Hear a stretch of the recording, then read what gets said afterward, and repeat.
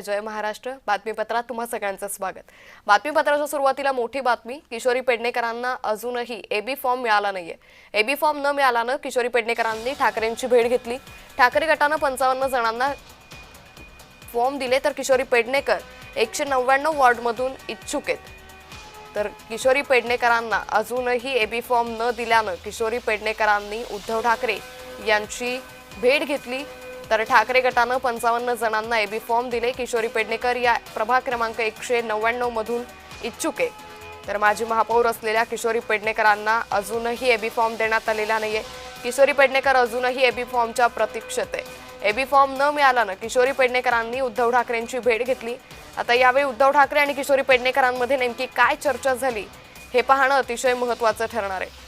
तर ठाकरे गटानं 55 जणांना एबी फॉर्म दिलेत। किशोरी पेडणेकर या प्रभाग क्रमांक 199 मधून इच्छुक आहेत। तर माजी महापौर असलेल्या आणि त्याचबरोबर ठाकरे गटातील महत्त्वाच्या नेत्या मानल्या जाणाऱ्या किशोरी पेडणेकरांना अद्यापही एबी फॉर्म हा देण्यात आलेला नाहीये।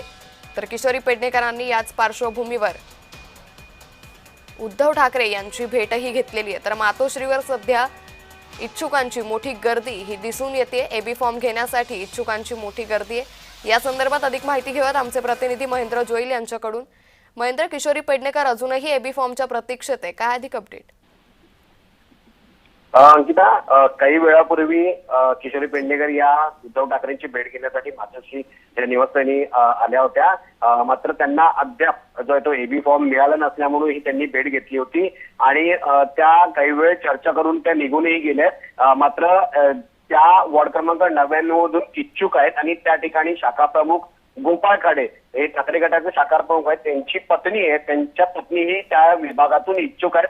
मागे आपण पाहिलं असेल तर गोपाळ खाडे यांनी जे ते बॅनर ही लावला होता, त्यावेळेसही किशोरी पेडणेकर यांनी आमच्यात काही मतभेद नाहीत असे सांगण्यात आलं होतं। मात्र आता 2 जणांमध्ये कोणाला ही उमेदवारी मिळते हे पाहणं महत्वाचं असणार आहे, कारण या वॉर्डमध्ये किशोरी पेडणेकर या काम करतायत आणि आधीपासूनच सक्रिय आहेत। त्यामुळे पुन्हा एकदा जे आहे किशोरी पेडणेकर येत आहेत असं जे ते माध्यमांना सांगून गेलं। त्यामुळे किशोरी पेडणेकरांना ही वॉर्ड क्रमांक 99 मधून उमेदवारी मिळते का की गोपाळ खाडे यांच्या पत्नीला मिळते हे पाहणं महत्वाचं